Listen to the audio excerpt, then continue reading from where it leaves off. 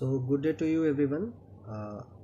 Yesterday we were talking about the wines and we talked about how to do service of wine, and today we will be talking about how to read the label of a wine. See, it is very important to understand the label of a wine because as a sommelier you are going to go to the guest and you are going to announce the wine to the guest. Now when announcing the wine to the guest, you need to understand that how to read the label of the wine, because if you are not understanding that, you won't be able to answer some of the questions which the guest might ask you. So let's see how to read a wine label. Basically there are many country wines whose labels are different from each one of them. So we will start with the Australian wine. So if you see Australian wine, you will have a label which will have normal items. Like at the first, it is going to be written the name of the producer of the wine. Then in the second line, you may get the type of grapes which has been used. It may or may not be mentioned the type of grapes in case of Australian wine, but if the Australian wine is blended, then the grapes are generally mentioned. And then you have got some percentages which will be mentioned, percentages of each varietal grape which has been included in the blend. And then we will have something called vintage, written vintage, and a year will be mentioned.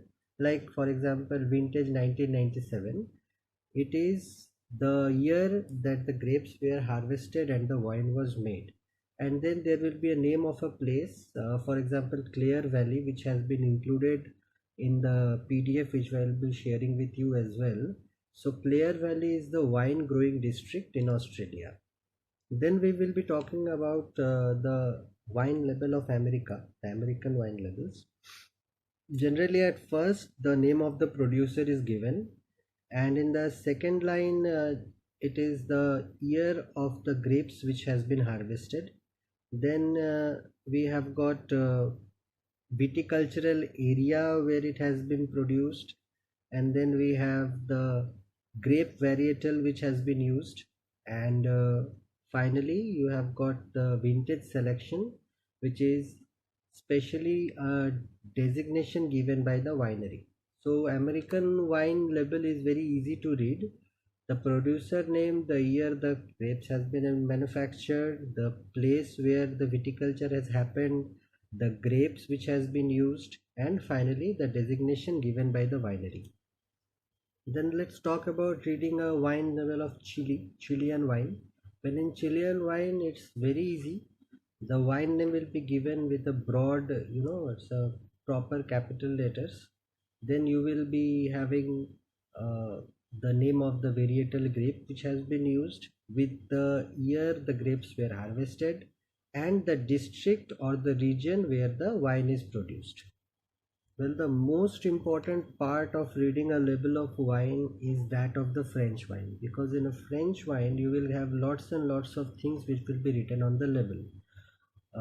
The first 5 items are required by law to appear on the table, and reading a French wine will be that the appellation Bordeaux Superior Control. That means it is the name of the appellation origin control, AOC, if you remember. That is the wine growing region, district or village to which wine is entitled according to how it was produced. For example, a wine from Saint Emilion district will be labeled appellation Saint Emilion Control.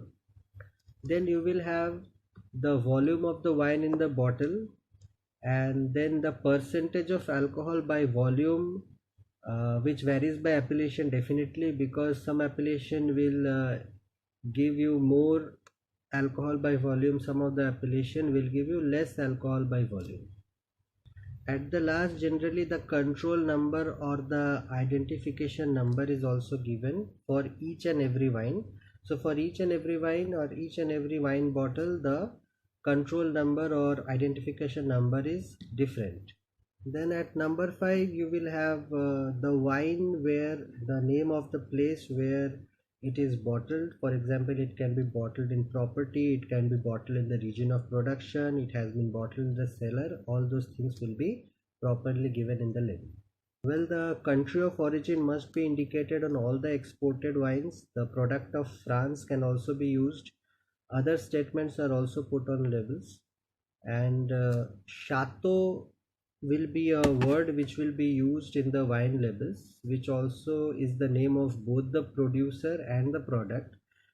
If it is not a chateau wine, the region appellation or a brand name is usually indicated. Chateau wines are basically those from the Bordeaux region of France. There are five main regions of France. One of them, the most important region, is the Bordeaux region. So naturally all the chateau wines are from that region. So if there is no chateau written in the wine label, then the regional appellation or the brand name is usually written.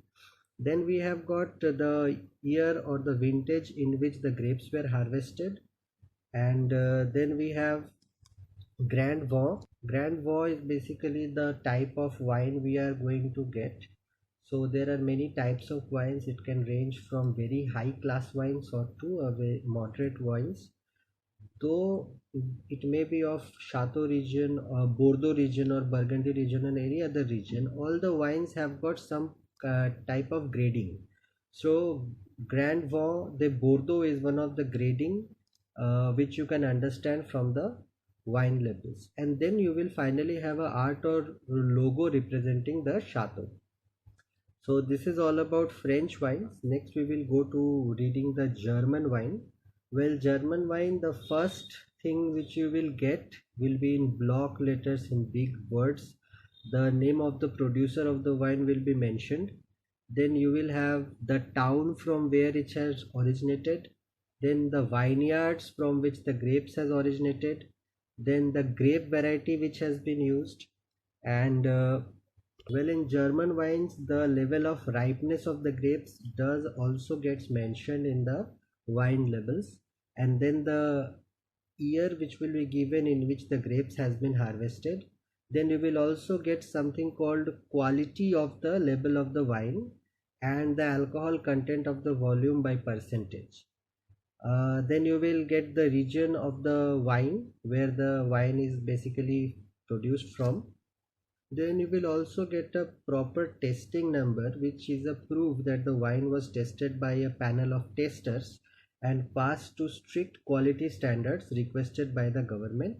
And finally, you will get the means of estate bottle, that is the place where the wine has been bottled.